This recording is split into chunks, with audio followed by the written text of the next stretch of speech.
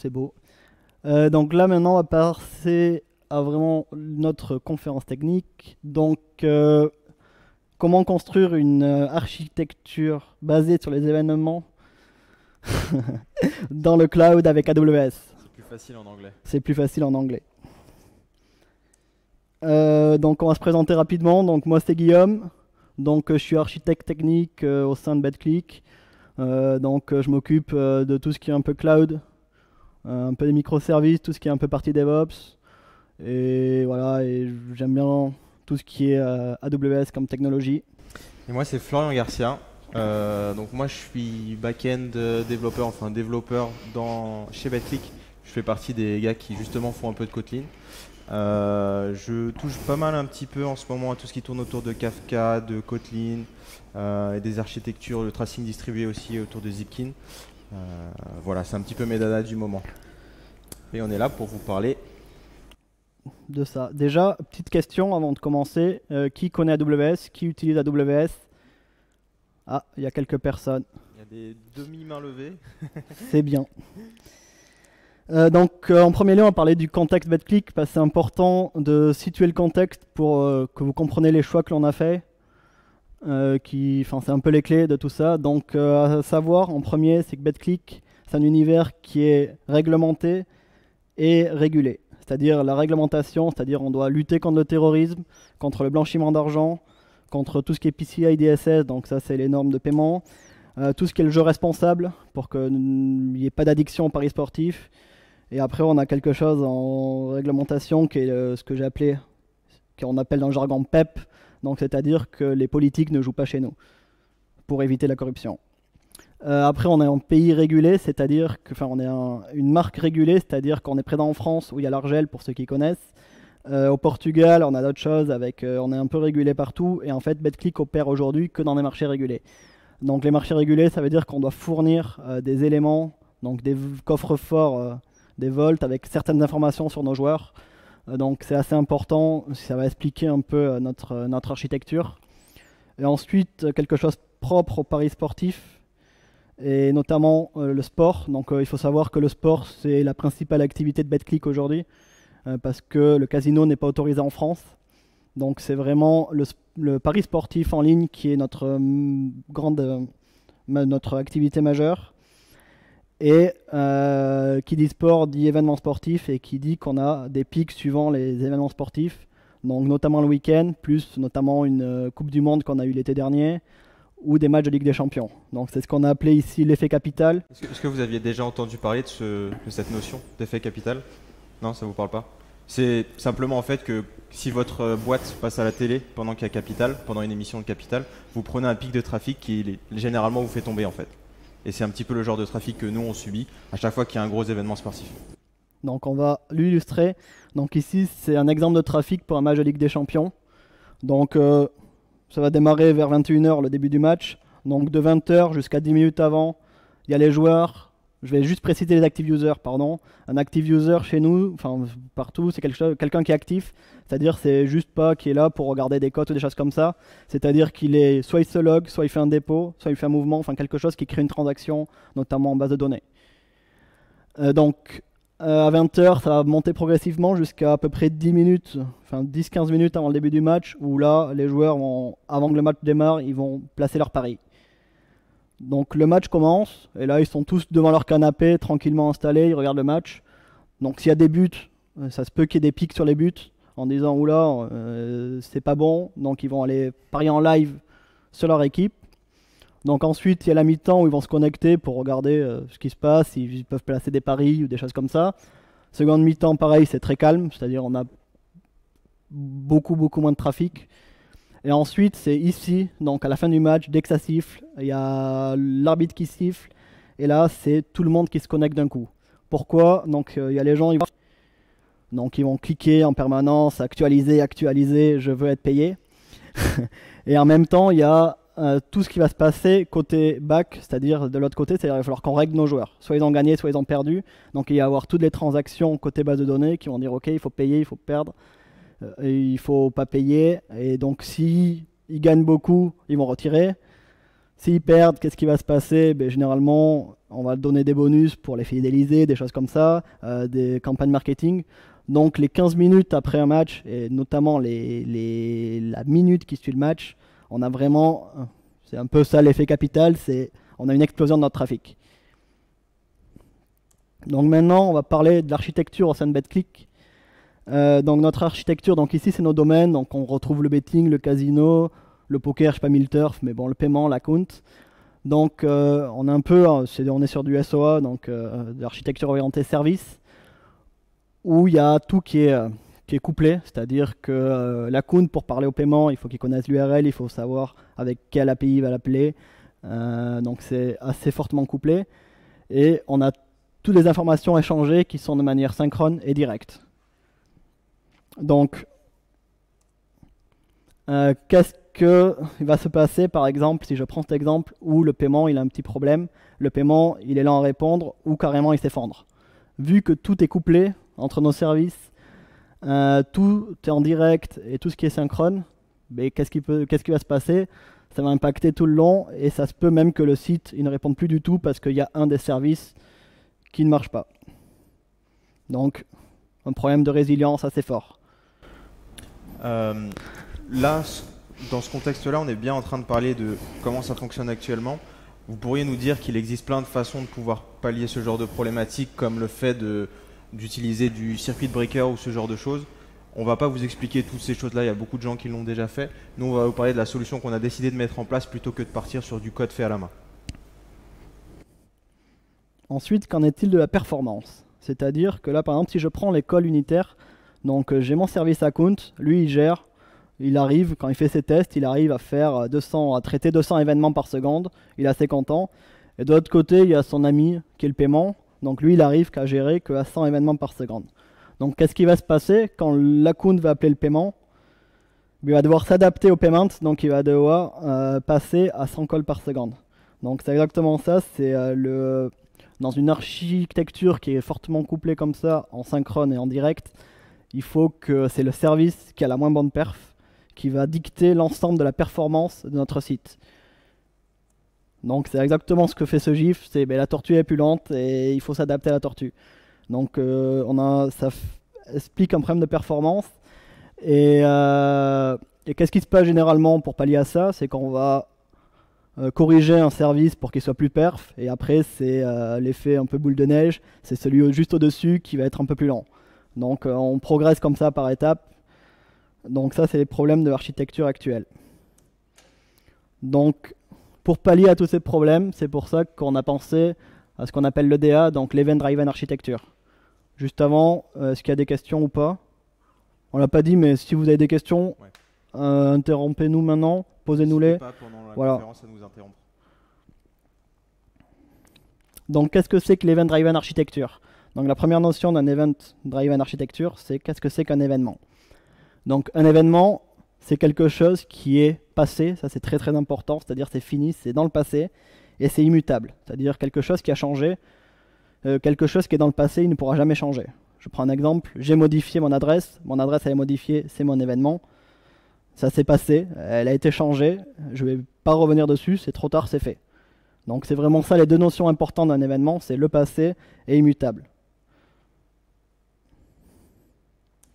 Donc quels sont les principes d'un EDA?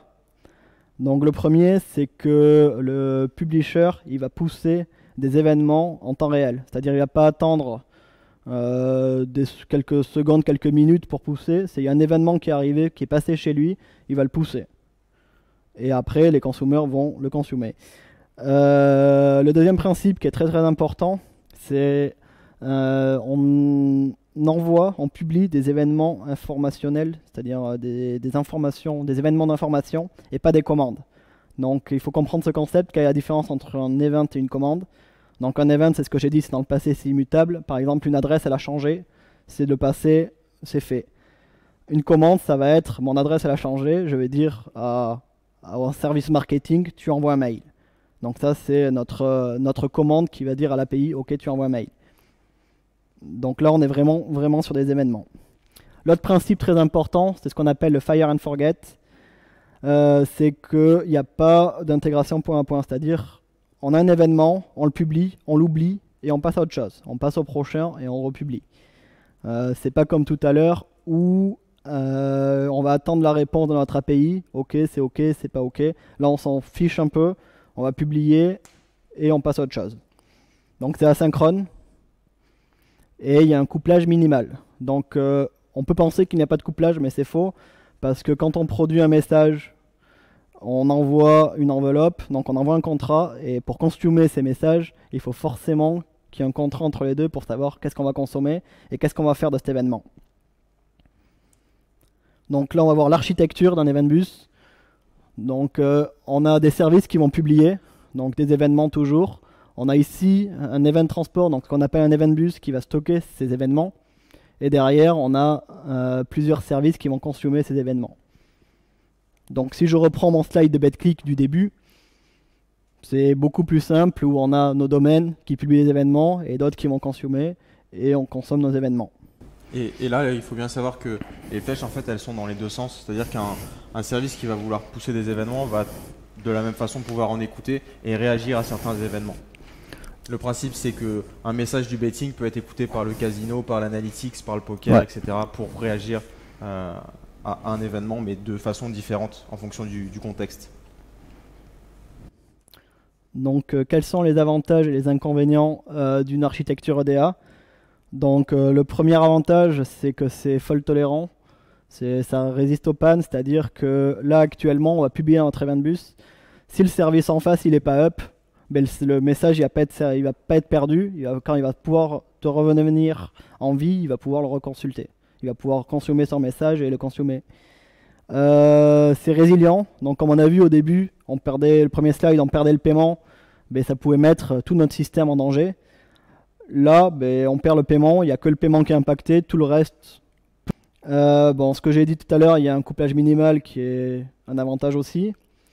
Et le dernier, c'est l'event sourcing. L'event sourcing, ça vous parle? Si je vous demande un event sourcing que vous utilisez tous les jours? Oui. Mais Git, sinon, je pensais, voilà, Git.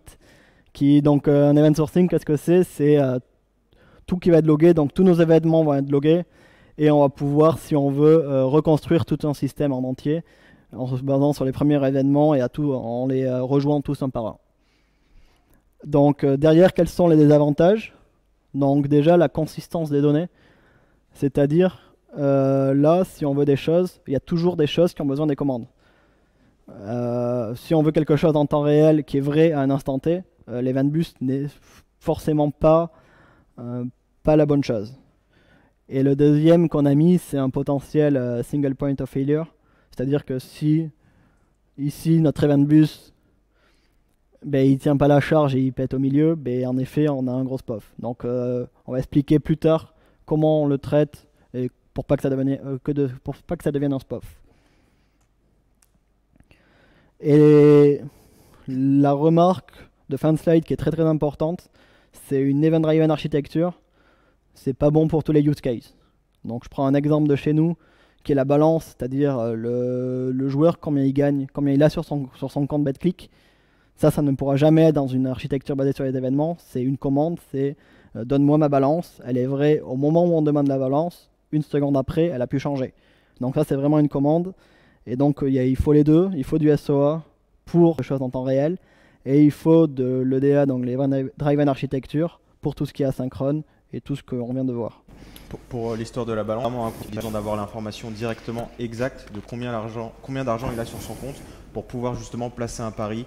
S'il place son pari, que l'argent ne part pas tout de suite, il pourrait très bien placer un deuxième pari sans que nous on ait l'information. Donc il faut qu'on soit très précis sur ce genre d'information.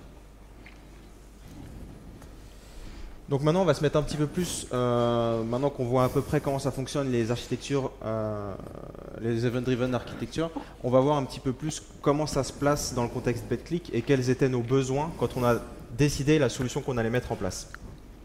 Donc il y a plusieurs choses qui sont un petit peu standards. On m'entend pas bien? Ok.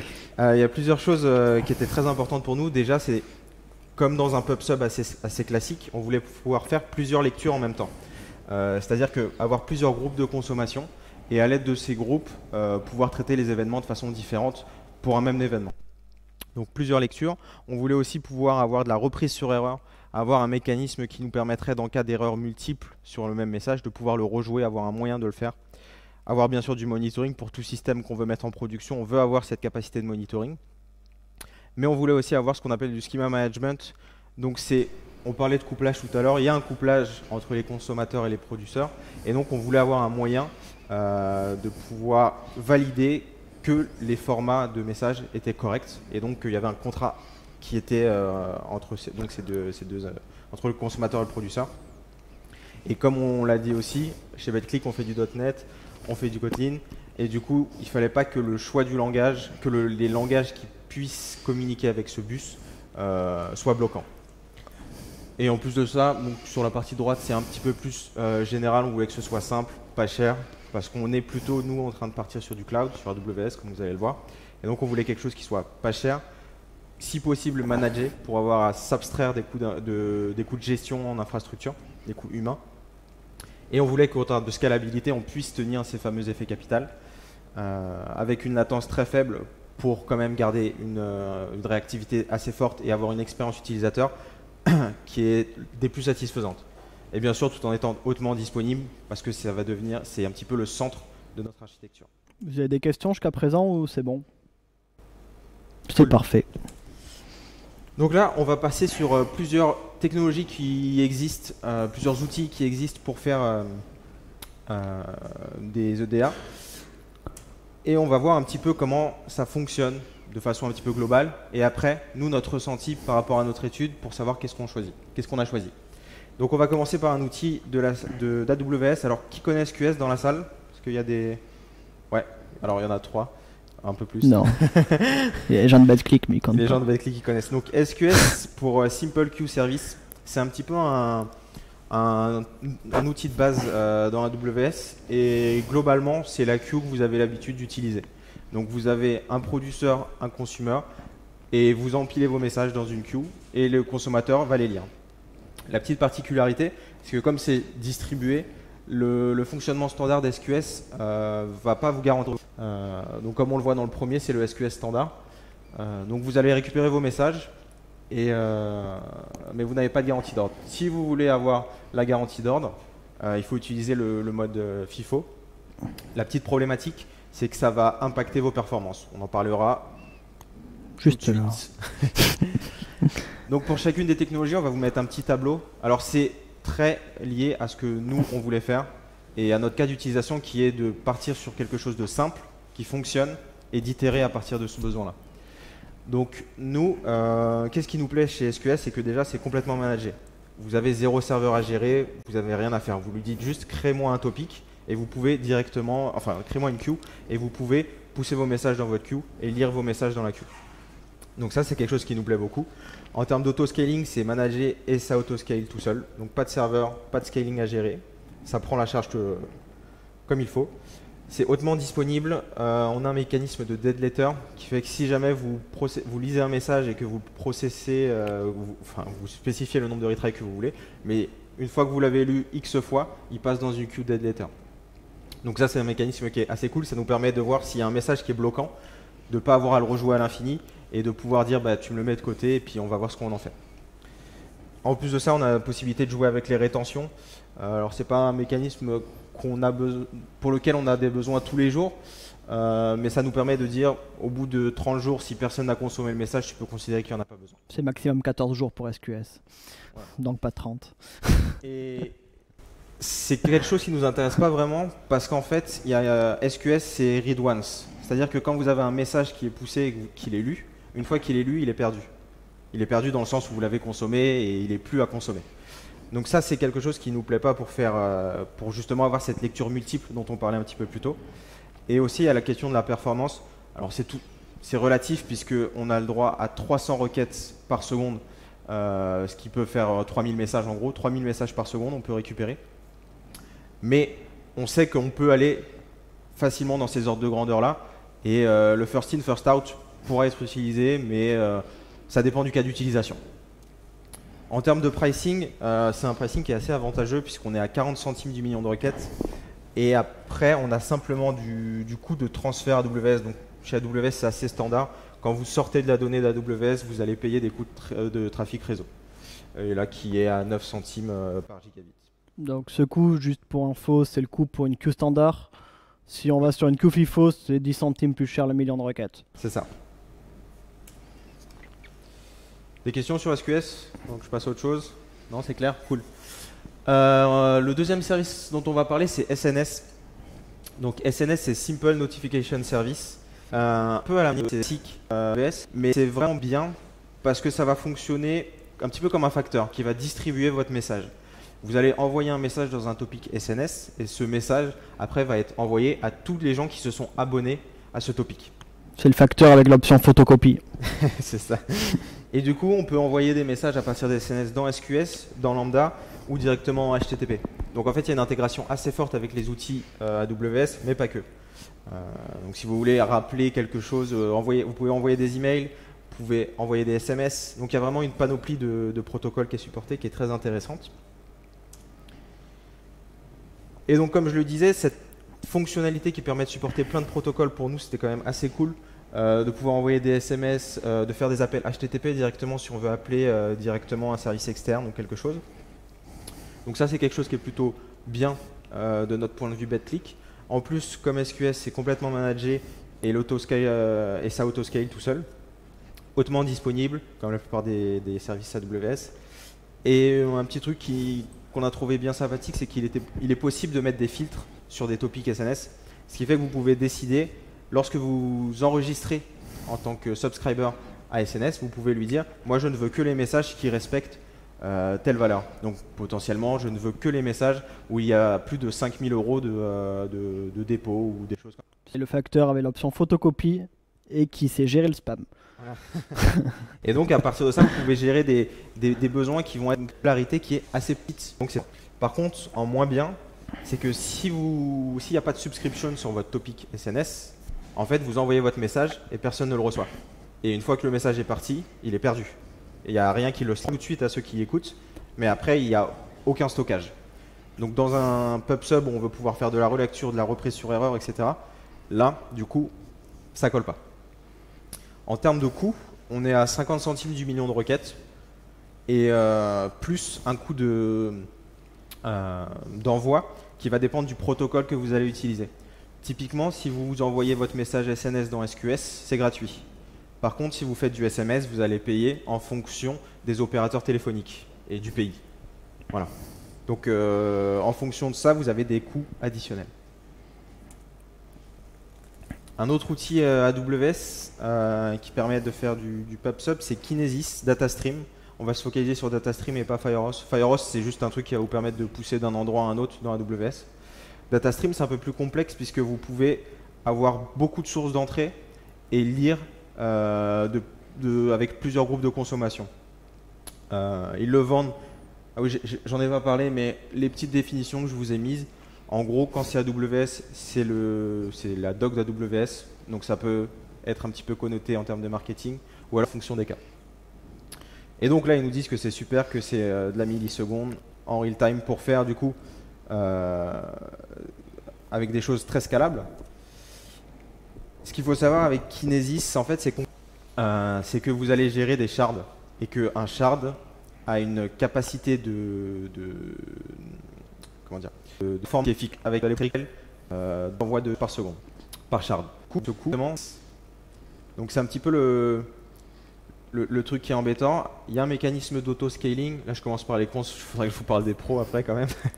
Il y a un mécanisme d'auto-scaling, mais en fait, il y a une quinzaine de minutes pour rajouter un shard en plus. Et si vous vous rappelez du premier schéma, qui est la fin d'un match, ben, si on met 15 minutes, ça n'a pas de sens pour nous parce que on doit aller le plus vite possible et c'est généralement en quelques secondes qu'on aura notre pic de trafic. Donc on ne peut pas dire ok, vous revenez dans 15 minutes, vous serez payé.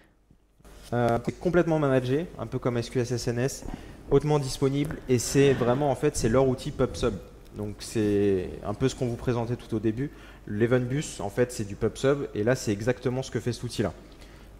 Et c'est assez simple à utiliser, il y a une librairie qui permet de pousser des messages et de lire des messages. Donc ça, c'était plutôt un bon point. Voilà. Après, le côté un peu négatif, c'est que en fait, on a des coûts fixes. Et quand on est dans le cloud, on veut éviter ce type de coûts fixes. On veut vraiment que les coûts s'adaptent exactement. Du coup, moins de 2 par charte de requête qui est fait sur Kinesis. On va sortir un peu du monde du cloud et on va partir sur des outils.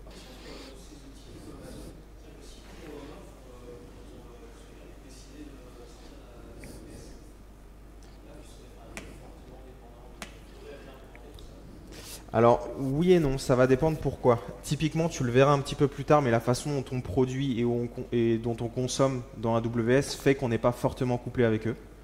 Après oui, si toute ton infrastructure est sur AWS et que tu veux aller sur autre chose, oui, tu vas avoir, c'est un choix qui est fait, mais tu vas devoir changer beaucoup de choses. Tu vas devoir changer en termes de monitoring, en termes de... En fait, il va falloir que tu repayes de l'infrastructure on-prem. Enfin, c'est un choix en fait, entre avoir des coûts fixes et gérer tout toi-même et utiliser que des trucs open source complètement ouverts, ou décider de gagner un petit peu en agilité, à pouvoir tester des trucs plus rapidement en ayant des outils managés. Mais oui, tu t'enfermes un petit peu dans l'écosystème si tu pars sur des solutions comme ça, quoi qu'il arrive. D'autres questions? Ok, donc on va parler de RabbitMQ. Donc vous connaissez un petit peu RabbitMQ, peut-être pour ceux qui ne connaissaient pas AWS. Ouais. Alors RabbitMQ, c'est assez cool parce que déjà c'est open source et ça on aime bien. Et en plus de ça, on peut supporter pas mal de use cases avec lui. On peut faire des queues un peu standards à la SQS avec les work queues. On peut faire du routing et décider où est-ce qu'on envoie quel message en fonction de certains paramètres en faisant du routing. Ou alors on peut faire du PubSub. Donc le PubSub, c'est vraiment ce qui nous intéresse. Et c'est supporté par, notamment c'est open source, mais c'est supporté aussi par Pivotal, qui est plutôt une grosse boîte en termes d'open source. Ce qui est cool aussi, que j'ai pas parlé, c'est que c'est basé sur des protocoles standards, sur un protocole standard, et que c'est déjà utilisé à BetClick. Donc ça, c'était aussi un point qui est important. RabbitMQ est déjà utilisé, donc on a déjà des connaissances, on a déjà de l'infrastructure dans ce sens-là. Les performances de RabbitMQ, elles sont prouvées. Là-dessus, c'est OK. Et ce mécanisme de deadlet qui va bien, qui nous permet de rejouer des messages qu'on aurait mal traités. Par contre, en problématique, c'est qu'on est encore sur du coût fixe. Parce que là, vous avez besoin de provisionner une infrastructure qui va vous permettre de faire tourner vos Rabbit. Et si jamais vous avez besoin de scaler, il va falloir rajouter de l'infrastructure. Et c'est un peu un petit peu l'une de nos problématiques. C'est que, comme on vous le dit, c'est nouveau. C'est-à-dire qu'on va y aller petit à petit. Donc payer des coûts fixes d'entrée, c'est-à-dire qu'ils peuvent être, bon, il n'a pas parlé de prix, mais ça peut être plusieurs milliers d'euros, alors c'est quelque chose qui nous freine un petit peu. Voilà, en termes notre relais AWS, l'intégration qui embarque RabbitMQ, mais il n'y a pas de service. Des solutions managées externes, il en existe. Et en gros, pour avoir quelque chose de hautement disponible, complètement managé, ça va de $300 à $3500. Pour $3500, vous pouvez gérer. Alors après, c'est plusieurs milliers de requêtes par seconde pour $3500, mais c'est des coûts fixes et c'est peut-être quelque chose qu'on va atteindre sur un pic, mais pas en continu. Et du coup, payer des coûts fixes, ça nous embête un petit peu dans ce sens-là. On va parler un petit peu du mastodonte dans la Kafka. Est-ce que c'est... Ouais, demain. Ok, c'est une liste sur l'année dernière qui parle de Kafka pendant 3 heures. Donc je ne vais pas revenir complètement sur toutes les fonctionnalités de Kafka. Ce qu'il faut savoir, c'est que c'est un PubSub, que c'est open source, qu'il y a tout un écosystème autour assez cool qui permet notamment de faire du streaming sur vos événements. Voilà. Donc ce qui est cool, comme je le disais, c'est qu'il y a un écosystème qui est très très fort. Vous pouvez envoyer directement avec des connecteurs des informations dans des bases de données, les lire, produire des informations. C'est très très perf. C'est assez bluffant pour assez peu d'infrastructures. On a des très très bonnes performances. En plus, c'est open source, donc ça c'est cool. Et il y a une communauté qui est assez forte. C'est un produit qui bouge très très vite et qui bouge plutôt dans le bon sens. Et du coup, il y a plein de nouvelles fonctionnalités comme le Atli Once, etc. Donc c'est un outil qui a vraiment le vent en poupe. Par contre, encore une fois, pour notre use case, où nous on est sur une phase de migration de notre ancienne infrastructure, de notre ancienne architecture, là encore, on est sur des coûts fixes. C'est-à-dire que quand vous allez vouloir commencer à avoir un cluster Kafka, vous allez avoir minimum besoin de 3 nœuds, plus 3 zookeepers. Et donc, à partir de là, vous avez déjà besoin de quelque chose qui va être fixe. Surtout si vous l'hébergez vous-même, et dans ce cas-là, vous avez des coûts fixes en termes d'infra, mais aussi en termes humains pour maintenir le produit. On n'a pas d'auto-scaling avec Kafka. Vous avez des perfs qui vont être je me rappelle plus, je crois que c'était je sais plus, quasiment 1 million de messages par minute, quelque chose comme ça. Mais par contre, si jamais demain vous atteignez vos limites, vous êtes obligé de rajouter des machines. On a mis que vous avez quand même une architecture physique derrière, bon, comme dans tout ce qui est managé, physique derrière, mais vous avez une capacité qui est limitée et vous allez payer cette capacité quoi qu'il arrive. Donc c'est un petit peu ce qui nous embête. Et pour le moment, on-prem, ça dépend du nombre de nœuds que vous voulez si vous le voulez en manager. Et en SaaS complet, vous allez payer pour une performance donnée. On a eu des échos en discutant avec des gens de Confluent qu'il y aurait quelque chose qui serait dans le pipe pour avoir justement ce pricing qui serait vraiment plus fin, où vous auriez en fait un pricing par rapport à votre débit, donc votre débit moyen et votre débit en pic. Donc il y aurait quelque chose un petit peu entre les deux qui pourrait se révéler intéressant. Pour les quelques personnes qui connaissent AWS, c'est un peu ce que propose DynamoDB sur AWS, où on peut lui choisir, on veut des read latency, donc je veux par exemple 50 reads par seconde. Si je suis en dessous, c'est très bien, et quand je passe à 200-300, j'ajoute des crédits, en fait, je gagne des crédits, et je peux aller un peu plus haut que mes 50, et après c'est lissé sur une période de temps. Donc en parlant à Devoxx avec des gens de Confluent, ils nous ont dit ça va sortir très vite. Donc ça peut être quelque chose d'intéressant, mais ça n'existait pas, enfin ça n'existe pas vraiment aujourd'hui, et ça n'existait surtout pas quand on a fait notre choix, qui date de septembre ou octobre. Alors bien sûr, je pense que vous connaissez sûrement votre petite techno que vous aimez bien, etc. Il y en a encore plein d'autres. On n'a pas pu tout étudier. On est passé sur ce qui nous paraissait le plus intéressant de notre point de vue par rapport à notre background et par rapport au choix qu'on a fait. Donc notamment Pulsar, c'est un petit peu le petit nouveau dans le monde des PubSub qui pour l'instant est prometteur, mais pour le moment pour nous il n'y a pas assez de retour sur l'utilisation de cet outil. Et donc on n'a pas voulu se lancer dessus pour éviter d'avoir essuyé les plâtres, surtout sur une phase de transition. On préfère partir sur quelque chose qui est plus mature, entre guillemets.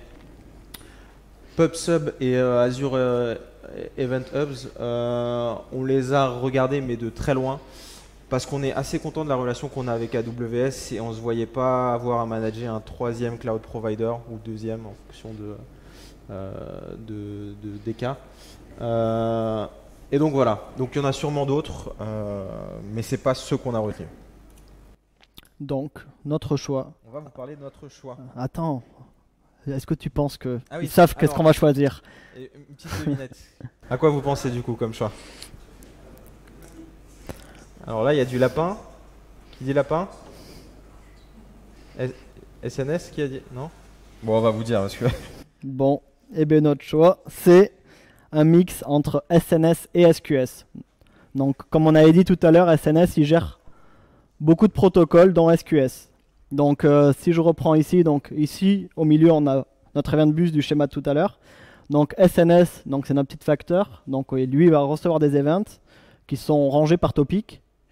Les topics, c'est généralement des domaines fonctionnels. Enfin, dans notre cas, et le choix qu'on a fait, on a mis des topics par domaine fonctionnel. Donc les domaines fonctionnels, on les a un peu vu tout à l'heure, c'est tout ce qui est betting, account, paiement. Donc SNS, il va distribuer des messages à chaque service. Et en fait, chaque service derrière va avoir sa propre queue pour pouvoir, on avait dit un désavantage de SNS que... de SNS. Le désavantage de SNS, c'était qu'on perdait les messages s'il n'y avait rien qui écoutait derrière. C'est pour ça qu'on a rajouté du SQS derrière pour pouvoir stocker ces événements et pour avoir tous les principes d'un event bus qu'on a vu tout à l'heure qui sont la résilience, la fault tolérance, c'est-à-dire que si le service n'est pas up, ça sera toujours dans sa queue SQS, la scalabilité et tout le reste que j'ai dit tout à l'heure. Ici, qu'est-ce qu'on voit? C'est que les queues SQS en sont créées par le consommateur. Donc c'est vraiment le service consommateur qui va créer sa propre queue. Donc chaque service consommateur aura sa queue. Les filtres. Donc ici on a mis des petites icônes comme quoi on peut filtrer. C'est-à-dire que le consommateur, il peut se dire par exemple sur des cas de dépôt, Dans des dépôts qu'on va faire, il y en a beaucoup, comme dans beaucoup de dépôts qui vont être en erreur. Donc le consumer, il peut dire ok, mais moi les dépôts en erreur, je n'ai pas envie de les consommer, j'en fais rien. Donc il va dire tu me filtres uniquement sur les dépôts en succès. Donc ça c'est la notion de filtre qui est propre au consommateur, donc il peut en avoir plusieurs et consommer plusieurs types de messages. Et après le raw message delivery qui est pour simplifier le contenu du message. Bon, on va faire une petite démo, on va vous montrer tout ça en interface graphique cette fois-ci. J'ai pas de souris. Donc, vous voyez ou pas? C'est assez clair pour tout le monde? Au fond? Ok. Donc, on va commencer par SNS. Donc ici, j'arrive sur l'interface SNS. Donc, je vais créer un topic d'exemple. Donc, je vais sur topic. Je fais créer topic. Test. Moi, j'ai déjà un jug, donc jug, on va mettre démo.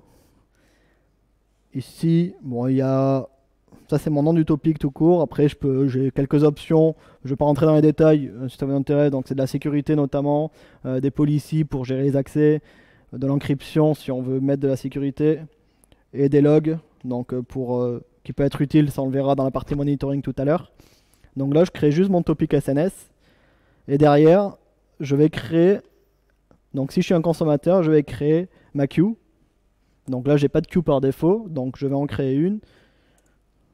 Donc ici, j'ai queue, donc il y a la standard queue à gauche, comme Florian l'a évoqué, et la FIFO, la first in first out à droite. Donc on peut choisir le type de queue que l'on veut. Donc là, je vais mettre une standard. Donc je vais marquer test queue. Donc là, je vais configurer ma queue pour montrer les options qui existent. Donc je ne vais pas rentrer dans le détail des options, mais on pourra en parler si ça vous intéresse plus tard. Peut-être qu'on en parlera de 2-3, comme le long polling tout à l'heure. Donc une qu'on a dit tout à l'heure, c'est le message retention period. C'est combien de jours? Donc c'est en jours. Je pense qu'on peut le mettre en secondes, en minutes, en heures ou en jours. Donc c'est le nombre de jours que nos messages vont rester dans notre queue. Donc ici on va mettre, allez, on va mettre 7 jours. Ici, vous voyez ici la dead letter queue settings. C'est ce qu'on a dit tout à l'heure, ça supporte des dead letters. Donc très facilement, on peut créer une queue de dead letter. On le fera tout à l'heure en démo avec du Kotlin où on montrera tout ça. Donc là, je crée juste ma queue.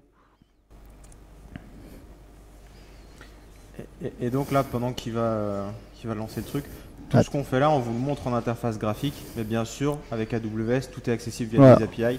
Donc vous avez possibilité en utilisant du CloudFormation, du Terraform, de ce que vous voulez, ou même de faire des requêtes directement HTTP, je pense, ou via la CLI. Vous pouvez tout automatiser en fait. Là, c'est juste vraiment pour vous montrer à quoi ça ressemble de façon graphique. Et nous, on vous le montrera plus tout à l'heure, mais la partie topic, elle est dans de la CI/CD et tout le reste va être automatique. On vous montrera comment très rapidement. Donc ici, juste maintenant, qu'est-ce que je dois faire? J'ai eu un topic qui est mon topic générique et j'ai ma queue qui est propre à mon service. Il faut que je lie les deux. Donc en interface graphique, c'est assez facile à faire. Il y a un petit truc ici qui s'appelle Subscribe Queue to SNS Topic où je vais juste choisir ma queue tout à l'heure qui est ma tête Jack Demo et Subscribe. Qu'est-ce que ça va faire? Donc là, il me dit que ça a été fait. Ça va créer une permission, c'est-à-dire que ça va lier mon SNS à mon SQS, donc ça m'a créé une permission comme quoi j'ai le droit d'y accéder. Et derrière, si je vais voir le Service Notification Service, ici j'avais pas de subscription, et maintenant, voilà, j'ai topic, et maintenant j'ai une subscription où on voit bien que ma test queue, elle est liée à mon topic SNS, qui est ici, test jug demo. Donc, ici on va publier un message. Donc pour publier un message en interface graphique, c'est aussi facile. Donc je sélectionne mon topic, je fais un publish message. Hop, je vais mettre un hello jug. Petit message, donc j'ai parlé de un élément. En fait, on peut filtrer sur tout ce qui est en message attribute. Donc nous, dans notre choix chez BetClick, on a ce qu'on a appelé une enveloppe. Donc c'est quelque chose qui va être commun à tous nos events. Dans cette enveloppe, bon, il y a un correlation ID pour qu'on puisse tracer toutes nos requêtes. Bon, ça je ne l'évoquerai pas trop, mais il y a surtout quelque chose qui s'appelle type, qui va permettre, qui va être le type de tous nos messages. Et derrière, on peut ajouter optionnellement d'autres messages pour pouvoir filtrer sur ces messages. Donc là, si je vous montre un exemple, donc je vais mettre un string en attribut, je vais l'appeler type, et je vais dire que c'est un type jug. Donc là, je publie mon message. Et ici, quand je vais dans ma queue, mon facteur, théoriquement, il a été bon, et je vois, ouais, cool, j'ai un message disponible. Donc, je peux voir ce message. Et ici, je vois ce message. Si je fais more details, ici, je vois un message assez verbeux avec plein de choses et plein d'attributs AWS. Donc, si je regarde message attributs, il n'y en a pas. Parce que mes messages attributs, ils sont passés ici. Ils sont ici. Et si je regarde la taille de mon message, il fait 996 bytes. Donc maintenant, je vais vous montrer l'intérêt du raw message delivery. Donc maintenant, je vais repartir sur mon SNS. Je vais récupérer ma subscription. Donc ici, donc ça c'est ma subscription propre à ma queue. Quand j'édite ma subscription, c'est ici que je vois un enable raw message delivery. Et ici, je vois aussi une policy. C'est-à-dire que c'est ici, sur la subscription entre SNS et SQS, que je vais pouvoir mettre mes filtres. Donc je ne les démontrerai pas ici, mais Florian nous le montrera tout à l'heure avec du Kotlin.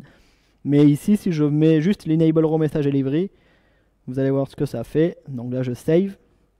Si je republie un message,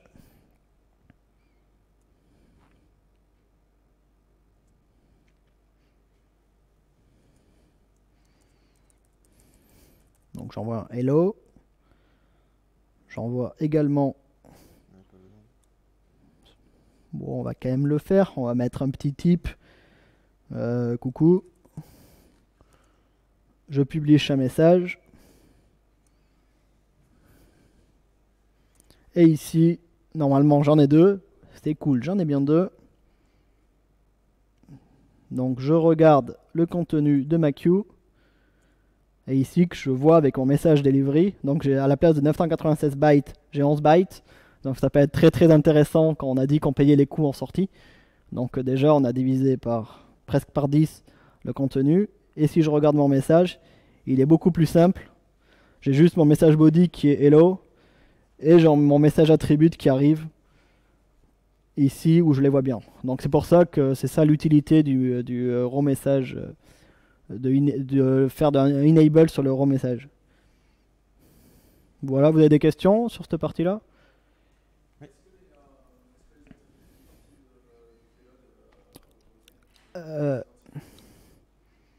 Dans le message qui n'est pas en raw message, c'est ça? Alors nous, notre choix, ouais, nous, en gros, les attributs, c'est limité à 5. À 10, pardon, c'est limité à 10 attributs. Donc si je les mets, on peut vraiment pas remettre plus de 10. Et ça rentre pas en compte dans le 256. Le 256, théoriquement, c'est que le body. Ouais. Et nous, le choix qu'on a fait, notre choix, c'est que les messages attributs sont également dans le body. C'est-à-dire on extrait quelques messages pour les mettre là. Bah, ça fait quand même partie de notre enveloppe. On dit juste, dans notre message, il y a 2-3 événements qui sont filtrables.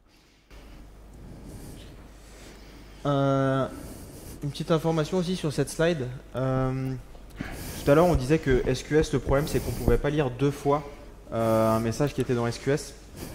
Le petit trick, en fait, c'est qu'on va utiliser un nom de queue qui va être unique en utilisant un couple entre le nom de l'application, le topic qu'il consomme et le nom du filtre. C'est-à-dire que si vous lancez deux applications, deux instances d'une même application avec la même configuration, en fait, vous allez consommer la même queue SQS. Et du coup, c'est ce que vous voulez. Mais si par contre vous lancez une autre application, là le nom va être différent. Et du coup, vous allez pouvoir lire les mêmes messages qui viennent de SNS. On va vous parler de comment on gère le fait de la récupération, récupération sur error recovery. L'idée, c'est que quand on crée un topic dans SNS, donc la création de topic SNS, c'est le seul truc qui n'est pas automatique. Enfin, c'est automatique via de la CI. Mais c'est en dehors du reste de la construction. Donc ça c'est aussi un choix qu'on a fait, c'est en termes de gouvernance. On veut contrôler la création des topics pour pas que toutes les équipes au sein de BetClick qui travaillent créent leur propre topic et qu'il n'y ait pas vraiment de gouvernance dans les événements. Donc ce que leur demande, c'est qu'on ait des topics par métier et qu'ils soient à chaque fois validés par l'architecte fonctionnel, qu'on se pose sur les événements pour qu'on voit quand ça a du sens pour les autres équipes. Et donc au moment de la création de ce topic SNS, ce qu'on fait, c'est qu'on va tout de suite lui associer une queue de recovery, une queue SQS de recovery. C'est-à-dire que dès que vous allez créer votre topic, tous les messages qui vont arriver, même s'il n'y a pas encore de consommateur, vous avez cette queue de recovery qui est disponible.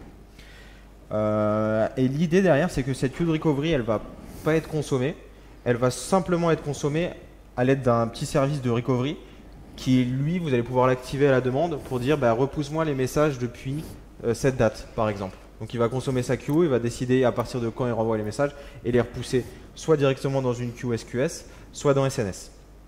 Donc ça, c'est un petit peu l'idée de ce petit service-là. Et ça nous permet de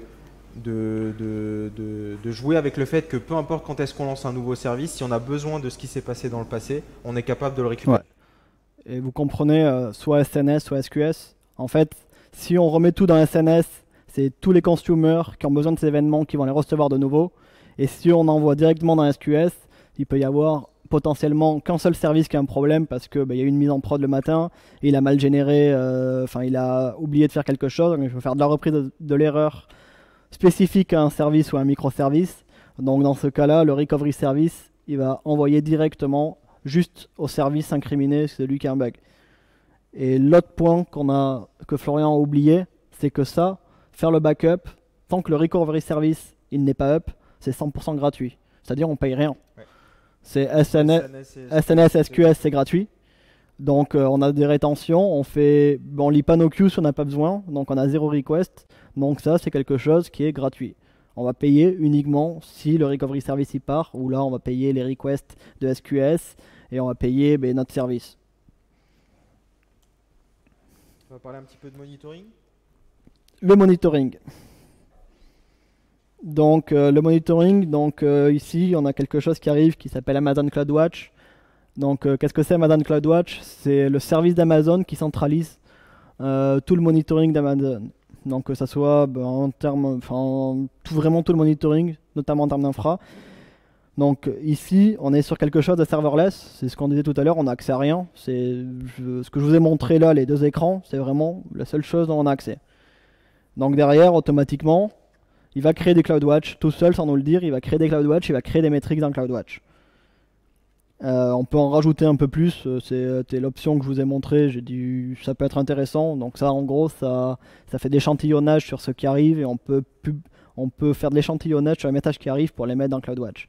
Donc pour le monitoring, qu'est-ce qui se passe? Donc déjà, nous chez BetClick, comme je vous le disais tout à l'heure, on est dans quelque chose de régulé.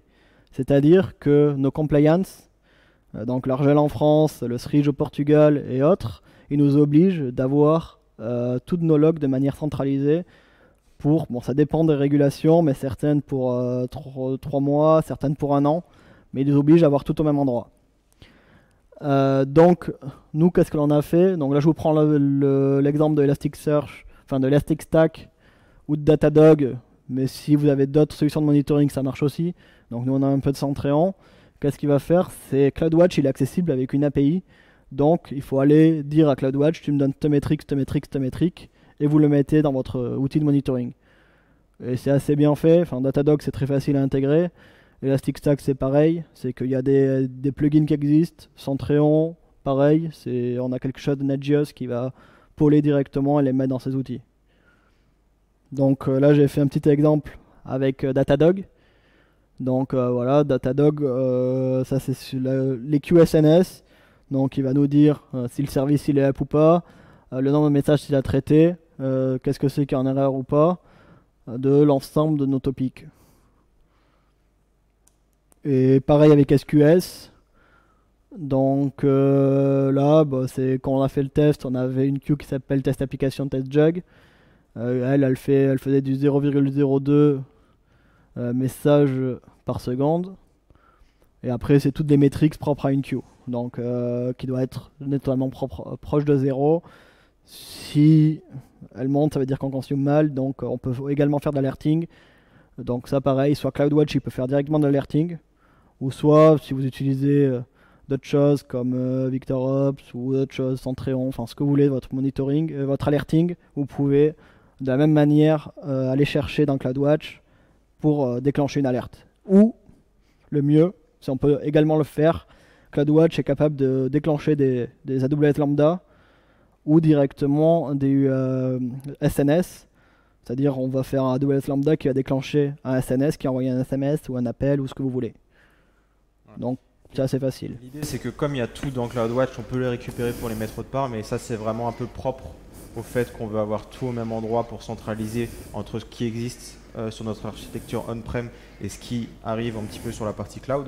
Mais vous pourriez vous passer enfin utiliser uniquement CloudWatch. Vous avez toutes les capacités de faire de l'alerting, du monitoring via CloudWatch et il y a pas mal de choses qui sont faites déjà pour vous en fait. On va enchaîner un petit peu avec la gestion de nos schémas. Donc comme je le disais tout à l'heure, en termes de couplage, on a toujours ce contrat entre le consommateur et le producteur. Comment ça se représente chez nous? On a un fichier qui est versionné, qui va définir le format de chaque message. Ce fichier, il est décrit en JSON, donc c'est une syntaxe un petit peu propre qu'on utilise nous, qu'on utilisait déjà sur une partie d'analytics, etc. Et donc ce fichier JSON, il est commun à toutes les équipes et c'est sur ça qu'on doit se baser lorsqu'on définit des messages. Et donc quand on veut changer le format d'un message, on pense à la compatibilité, en termes de compatibilité ascendante, backward compatible, pardon, je ne sais pas dans quel sens c'est en français. Et du coup que le schéma qui était avant est toujours compatible avec la nouvelle modification. Et on passe par un système de pull request qui est vu encore une fois avec les parties fonctionnelles pour valider que on n'est pas en train de casser complètement le schéma pour les autres équipes. Et ce qu'on essaie de faire en fait, c'est que dans SNS, on va faire en sorte de pick certains messages, donc de prendre un message à l'aide de sampling, de récupérer certains messages, un message tous les millions de requêtes par exemple, et de récupérer ce message, de le mettre dans une queue SQS, et derrière d'avoir un outil, un service qui va faire un petit peu du monitoring, qui va récupérer du coup le message et le comparer par rapport au schéma qui est publié dans Git et qui peut être lu soit via Git, soit dans S3. Donc on risque de le pousser aussi dans S3 ce schéma. Et donc de vérifier que le message correspond bien au schéma pour éviter de péter justement la compatibilité avec les autres services. Pourquoi on fait du sampling et on ne le fait pas pour tous? Pour des raisons de performance déjà. Ça évite d'avoir de dupliquer du code. On est en microservice du coup avec cette nouvelle architecture. Donc chaque service fait les choses. Et plutôt que d'avoir des libs communes qui vont rajouter du couplage fort entre nos différentes applications, on préfère dupliquer un peu plus le code, jusqu'à une certaine limite bien sûr. Dupliquer un peu plus le code. Et là ça nous obligerait à chaque fois qu'on consomme à aller vérifier des choses. Et du coup on vérifie que le message est OK. Si c'est pas OK, toujours pareil, on met dans notre monitoring une alerte. Attention, là le schéma il casse la compatibilité ou le schéma n'est pas respecté. Voilà. En termes d'échantillonnage, en fait, c'est assez simple. C'est comment on va faire ça. C'est comme on l'a dit tout à l'heure, on a SNS qui communique à SQS, donc on va créer des queues propres à chaque topic où il y a des messages qui vont arriver et on va jouer juste sur la rétention des queues. Avant, par défaut, partout ailleurs, on va mettre 7 jours, 14 jours, enfin ça dépend de nos besoins. Et ici, on va jouer, on a vu qu'il y avait la seconde, donc on va le mettre juste à 10 secondes. Donc on va récupérer tous les messages dans les queues et notre service, il va regarder à la volée ce qui arrive et il va dire OK, comme je vous ai dit, il y a la notion de type qui est dans notre enveloppe, il va regarder OK, ça c'est un message de type deposit, donc il va aller chercher le contrat qui est deposit, il va dire OK, c'est cool, c'est KO, il le fait.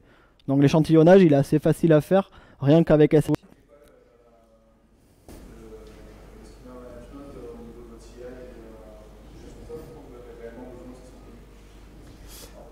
Au niveau de la CI, pour l'instant, en fait, comme c'est un format custom, nous, on en parle juste là, en fait. On a une petite interface de debug, en fait, qui va nous permettre, lorsqu'on est dans une phase de développement, d'avoir notre librairie qui va produire les messages. On va pouvoir la mettre dans un mode qui va aller interroger une API, qui va vérifier la compatibilité avec le schéma directement, au moment du développement.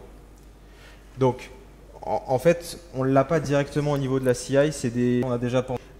On casse pas la compatibilité, etc. Pour l'instant, on n'a rien, on a juste cet outil-là, du coup, qui est une interface de debug sur laquelle on pousse nos messages et on vérifie que la compatibilité est respectée lors des phases de développement. Voilà, après, on fait monter nos services En fait, on a fait un outil maison qui a deux rôles. C'est le premier, c'est il va faire un annuaire d'events. Il va nous lister tous les events. Donc ça, cet écran-là, c'est un annuaire d'events.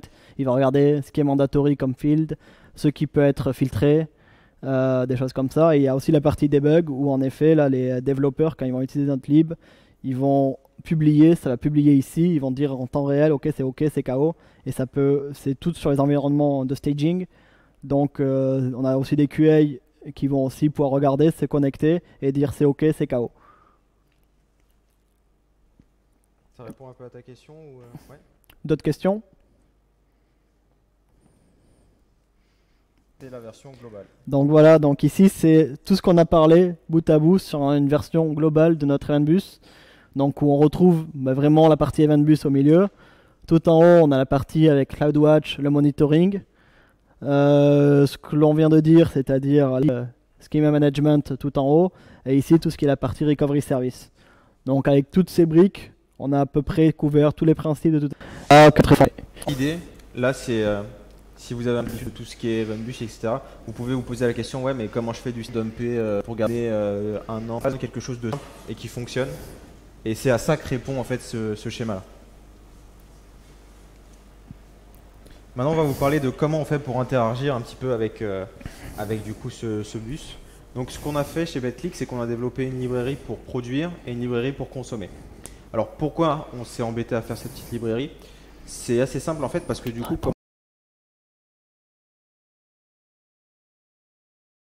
mais on pourra rentrer plus dans les détails.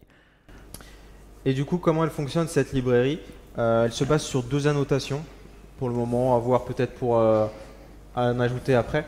Mais pour le moment, une annotation qui va nous permettre de dire cette classe, donc la plupart du temps des data classes ou ce genre de choses, cette classe est un objet qui est susceptible d'être envoyé. Et en plus de ça, une annotation qui va permettre de dire c'est filtrable. C'est-à-dire que le champ, sur chaque champ, vous allez pouvoir mettre votre annotation pour dire ce champ est filtrable. Et tous les champs qui vont être annotés en tant que filtrables vont être envoyés dans les messages attributes en plus d'être dans le payload de votre message. Et c'est donc ces champs filtrables qui vont vous permettre de faire votre filter côté consommateur. Des questions sur le producteur? Je vous montrerai un petit peu le code après pour que ce soit un petit peu plus clair. Au niveau de la consommation, de la même façon, on a wrappé. Donc cette fois-ci, c'est un mix de SNS et de SQS parce qu'on a besoin de faire la subscription. Et du coup, là encore, on gère le fait que ce soit multi-account pour aller faire le subscribe dans le SNS qui est dans un autre compte. Et on va créer automatiquement les queues SQS, les subscribe, appliquer les filters et créer la dead letter. Donc le consumer, il a un petit peu plus de boulot et il fait un petit peu tout le clic-clic qu'il y avait tout à l'heure. Il le fait automatiquement au démarrage lorsqu'on start un subscriber. On a aussi fait quelques choix pour réduire un petit peu nos coûts. On décide de faire du long polling. Encore une fois, pour vous expliquer pourquoi on fait ça un petit peu après. Mais le long polling, l'idée, c'est que si vous n'avez pas de message, quand vous faites une requête pour récupérer vos messages, vous laissez la requête en attente pendant X secondes pour récupérer des messages. Ce que ça vous permet de faire, c'est de réduire le nombre d'appels que vous faites à AWS et de vous garantir, plus ou moins, sauf si vraiment vous n'avez pas de message, de toujours récupérer au moins un message et d'éviter les faux positifs où vous récupérez des réponses où il n'y a pas de message alors qu'en fait il y a des messages, de par la nature distribuée d'AWS, enfin de SQS. Mais je pourrais vous en parler un petit peu après si vous voulez. Et on batch nos messages lorsqu'on consomme. Alors avec SQS, on peut batcher jusqu'à 10 messages, donc nous on récupère 10 messages à chaque fois, mais tout est paramétrable via la librairie. Et faire ces deux choses, ça a vraiment un impact sur le coût. Ouais. C'est que si vous récupérez un message au lieu de 10, vous avez besoin de 10 appels pour récupérer. Voilà, on paye à la request, pas au nombre de messages. C'est-à-dire qu'on fait un appel, il n'y a qu'un seul message, mais ça compte sur une request. Donc c'est pour ça que rien qu'en mettant par 10, théoriquement, quand on a beaucoup de messages, on divise par 10 nos coûts. On va parler un petit peu de comment on fait pour tester ça. Parce que du coup, si vous commencez à consommer, à produire et que vous êtes censé taper des services AWS, ça devient assez vite compliqué en local. Pour ça, il y a un outil qui est assez cool qui s'appelle LocalStack. On l'a affiné, on va dire, la semaine dernière à peu près. Et en fait, depuis, il y a le Technology Radar de Southfork qui est ressorti hier. Et du coup, LocalStack n'est plus en trial, mais il est en adopt. Donc ça veut dire que c'est un outil qui a plutôt le vent en poupe aussi. Alors qu'est-ce que c'est LocalStack? En gros, c'est une suite de librairies Python que vous allez pouvoir lancer et qui va vous simuler un environnement AWS de façon locale. Donc bien sûr, vous pouvez l'utiliser avec Docker, donc lancer une image Docker qui va vous simuler tout votre environnement AWS. Il y a une extension JUnit 4, JUnit 5 et même une extension JUnit Docker qui va vous permettre de lancer un conteneur, un peu à la test conteneur, mais spécialisé pour LocalStack et qui vous permet de récupérer dynamiquement vos clients SNS, SQS, Lambda, etc. et de faire des requêtes assez facilement dessus. En parenthèse, notre petit tips, c'est on vous conseille de le faire avec Docker parce que lié étant LocalStack en commande, il lance tout AWS. En plus, avec Docker, on peut dire tu le service. En fait, mais il faut passer par des variables d'environnement avec ouais, un peu plus. C'est beaucoup plus compliqué. Ouais. Et du coup, ce qui est cool, c'est que c'est un projet qui est open source. Et alors typiquement, nous, avec nos devs qu'on est en train de faire en ce moment, on a déjà trouvé quelques bugs. Et comme c'est open source, on peut y contribuer. Et c'est magique, on a la pull request 1, 2, 3, 4. C'est pas du fake, il a vraiment la 1, 2, 3, 4, c'est beau. Et qui est en attente d'être mergé. Et pour en parler, on a le radar qui dit que c'est Adopt. Et c'est aussi, en parlant d'étoiles GitHub, on a plus de. Aujourd'hui, c'est un projet qui a 11 000, je crois. Enfin, en plus de 10 000. Plus de 10 000, donc c'est avec beaucoup de contributeurs, donc c'est quelque chose qui a vraiment le vent en poupe et qui est... Bon, il y a quelques bugs, on vous le cache pas, on en trouve un peu tous les jours, mais c'est assez facile à corriger et on peut contribuer. Donc on va passer à une petite démo.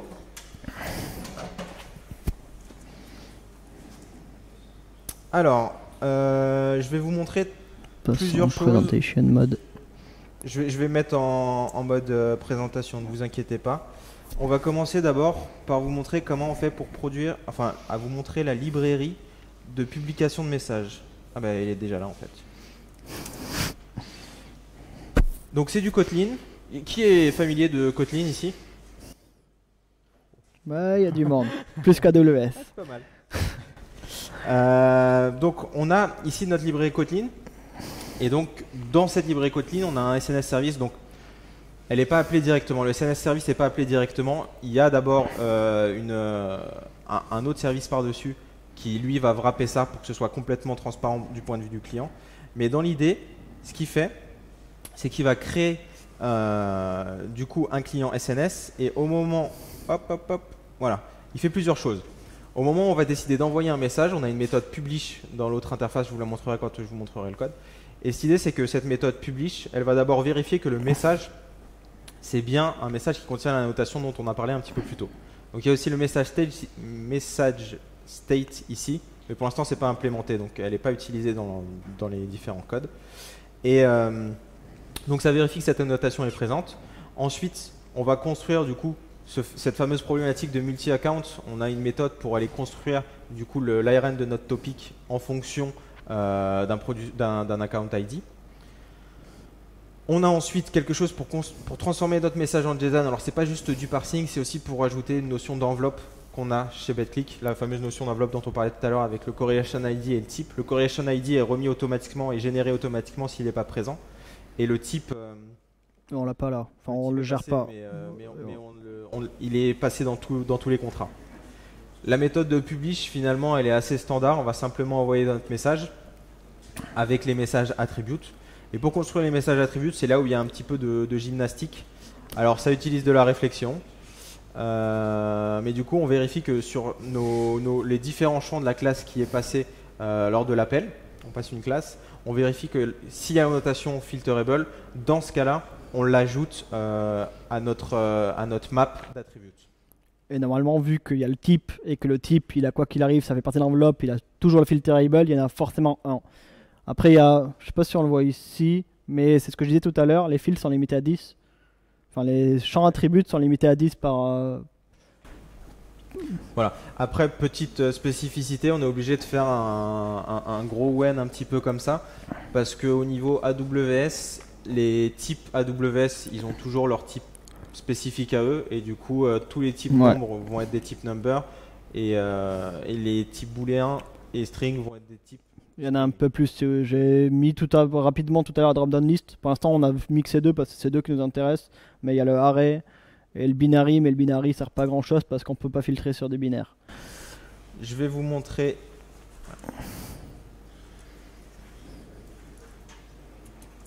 Des questions ouais, ça marche pas. C'est Windows. C'est quoi que tu veux?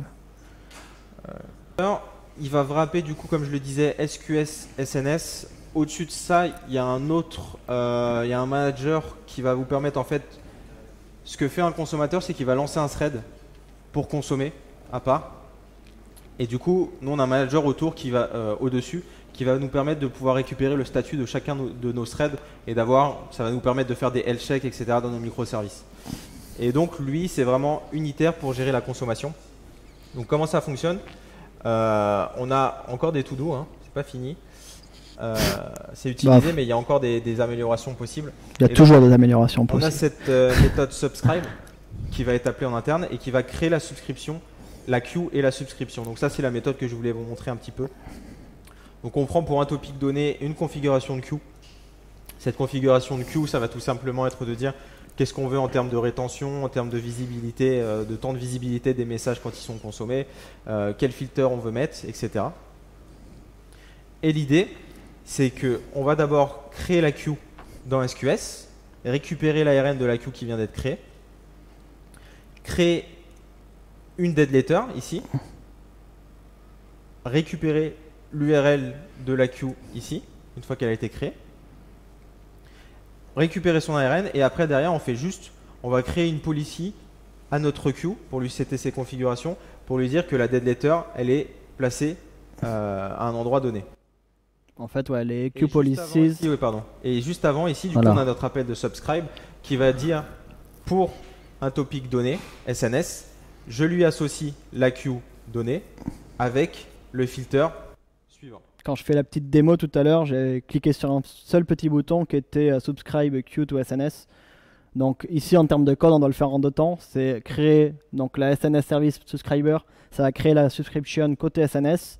Et après, la set queue policies va créer la subscription, donc la policy pour souscrire, enfin qu'on a vu la policy qui va autoriser l'ARN qu'on a mis, plus faire tout ce qui est le mécanisme dead letter.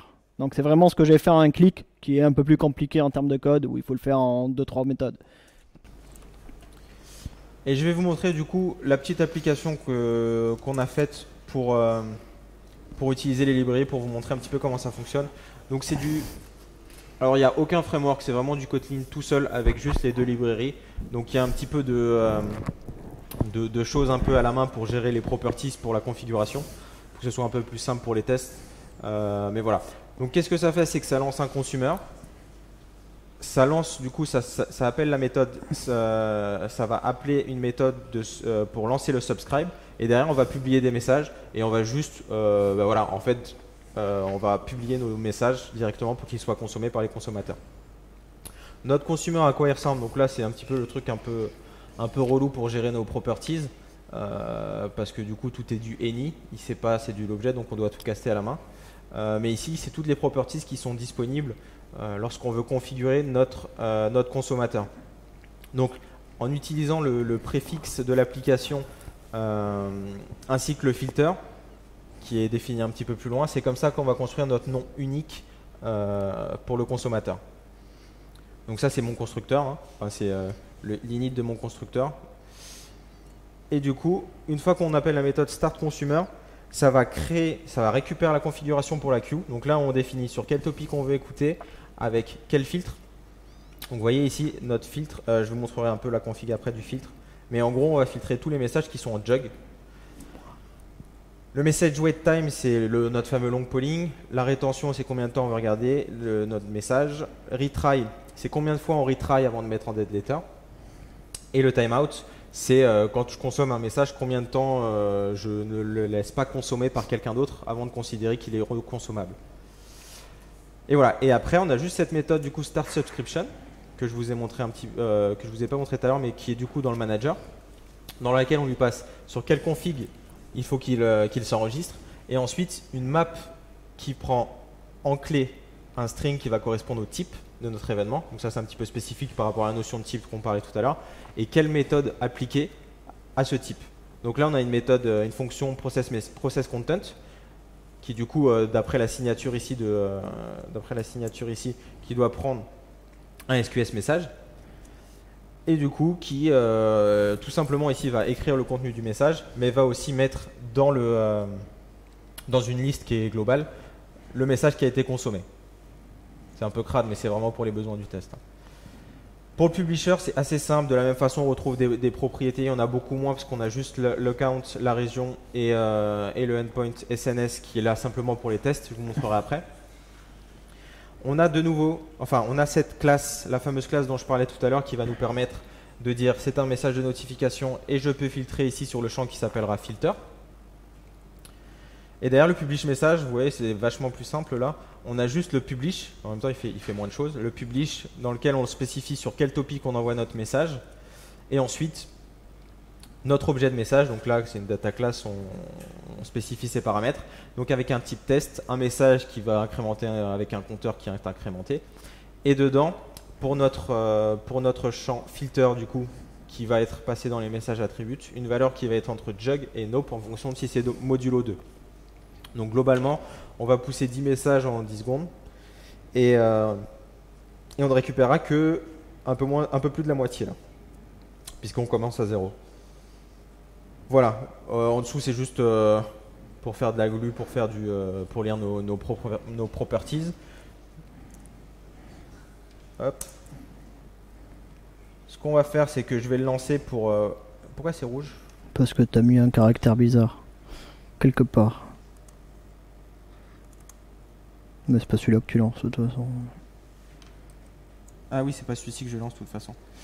Hop. Demo event bus.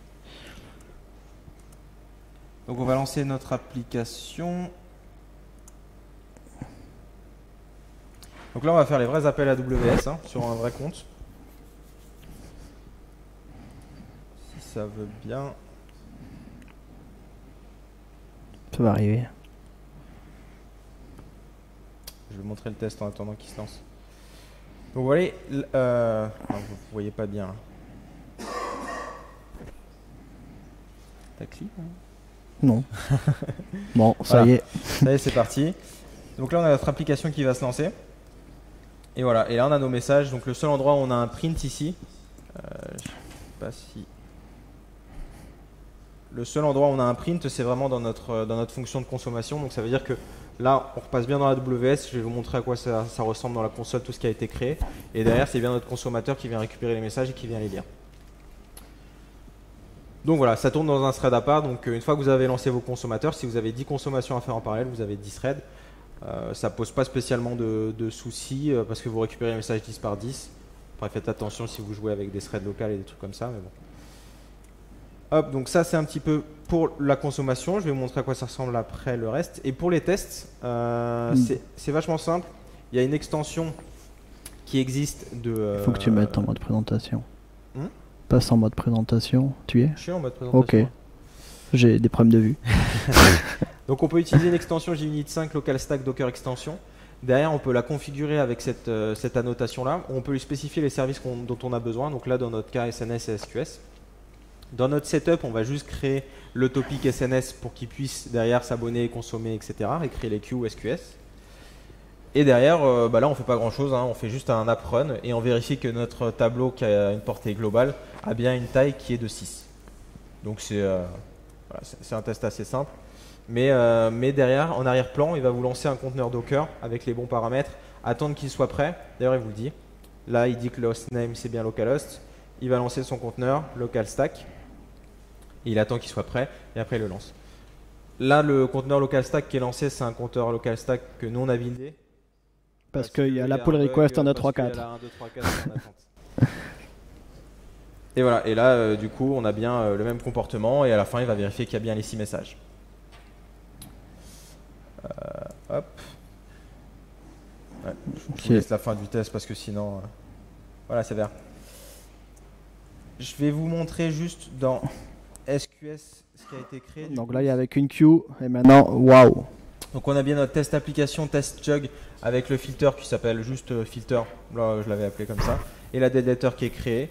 Alors on va pas pouvoir voir les messages qui sont dedans parce que du coup, je les ai consommés. Mais on peut Par voir. contre, on peut voir dans le monitoring, je pense qu'on peut voir qu'il y a des messages qui sont passés sur la dernière heure. Ouais, ça met 5 minutes. Ah oui, non, on a des points à 5 minutes, donc ouais, par défaut c'est à 5 minutes le monitoring. Donc là, vous ne le verrez pas. Non, mais tu peux leur montrer SNS, c'est le filter qui a été créé du coup. Et oui, et du coup, sur notre. Là, on voit une subscription en plus. Hop, sur la test jug filter, ici, si on regarde un petit peu la subscription, ici, il nous a rajouté notre filtre. Donc là, ça c'est la syntaxe de base d'AWS. Les filtres qu'on a définis dans la configuration, en fait, c'est vraiment le format de filtre qui est donné par la documentation AWS. Donc on n'a pas réinventé cette partie-là. Et globalement, vous lui dites la clé sur laquelle vous voulez filtrer et une liste de valeurs qui seront considérées comme des OR. Et après, vous pouvez faire des choses un petit peu plus évoluées comme supérieures à des valeurs si c'est des nombres, toutes les valeurs sauf celles qui sont égales à cette chose-là, etc., etc. C'est plutôt pas mal. On va arriver à la fin de notre